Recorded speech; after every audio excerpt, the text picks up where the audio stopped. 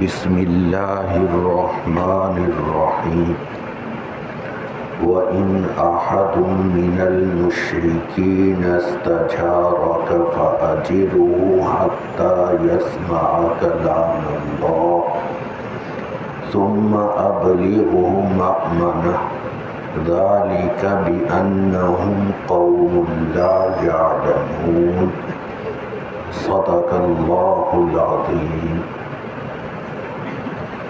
یہ سورۃ توبہ کی آیت نمبر 6 ہے۔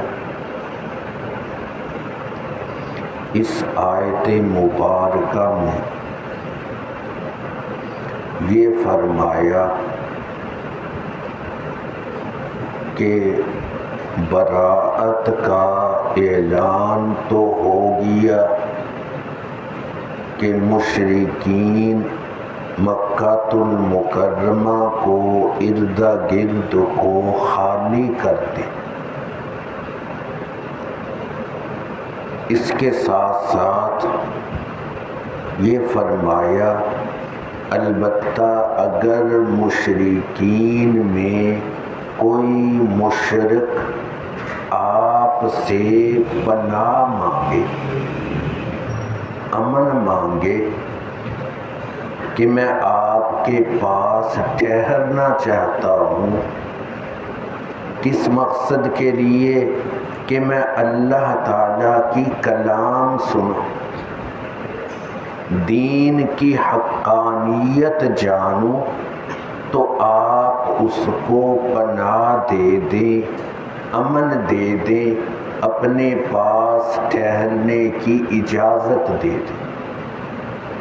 پھر جب وہ اسلام کی حقانیت سمجھ لے تو اس کو موقع دیں کہ وہ اپنی امن کی جگہ جہاں عرب سے باہر رہنا چاہتا ہے وہاں پر پہنچ جائے، غور و فکر کر کے مسلمان ہونا چاہے تو مسلمان ہو جائے۔ آگے اس کی وجہ بتائی، یہ اس وجہ سے کہ یہ لوگ علم نہیں رکھتے، دین کو سمجھتے نہیں، اتنی ان کی رعایت کی جائے۔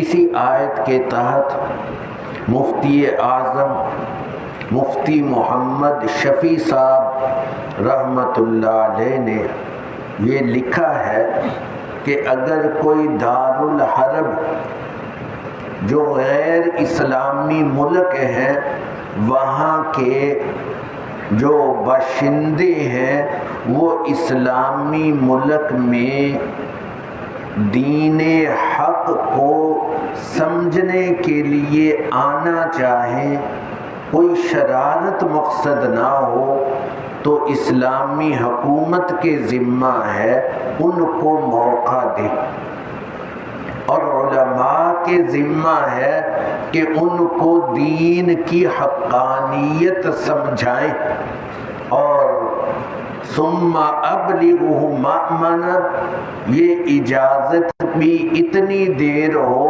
جتنی دیر میں وہ دین کی حقانیت سمجھ جائیں، پھر ان کو واپس کر دیا جائے۔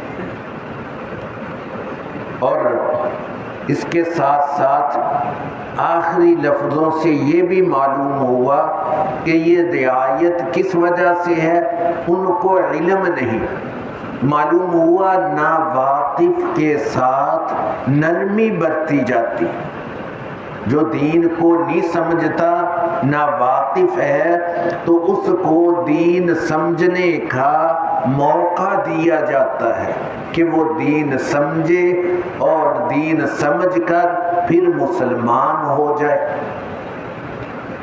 یوں سمجھ لے کہ ہمارے ملک میں کتنے ہندو ہیں، عیسائی ہیں، سکھ ہیں، اب اگر وہ ہمارے پاس آئیں تو ہمارے ذمہ ہے کہ ان کو دین کی حقانیت سمجھا دیں، ان پر سچا دین پورے طور پر واضح ہو جائے، یہ ہمارے ذمہ ہے۔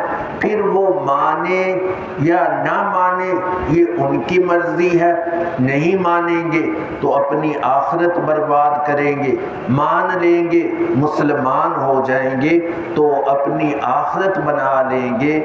ہم اتنی بات سمجھانے کے بعد بری الذمہ ہو جائیں گے۔ یہ اس آیت مبارکہ کا مفہوم ہے۔ حق تعالی شانہ صحیح مفہوم سمجھنے کی توفیق عطا فرمائے۔